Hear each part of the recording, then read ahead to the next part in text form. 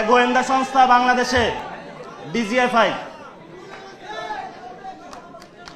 আপনার আমার পকেটের টাকায় চলাফেরা করে।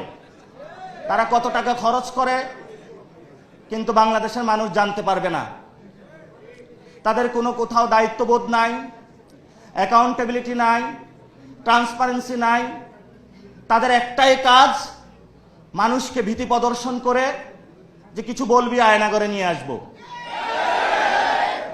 আর আপনার আয়নাগর তো আমরা ভেঙে দিয়েছি।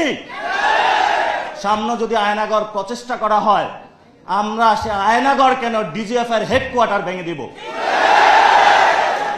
যথেষ্ট সহ্য করেছি, যথেষ্ট সহ্য করেছি।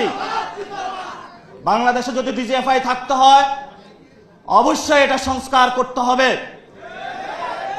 যদি সংস্কার করতে না পারেন, ট্যাক্সের টাকা নিয়ে যদি গুলিতাক করেন বাংলাদেশের মানুষের প্রতি, 18 কোটি মানুষ এখনো ঘুমায় নাই। কয়টা অস্ত্র ত্যাগ করবেন? কয়জনকে মারবেন? মৃত্যু মেনে নিয়েছি, মৃত্যু হয়ে গিয়েছে।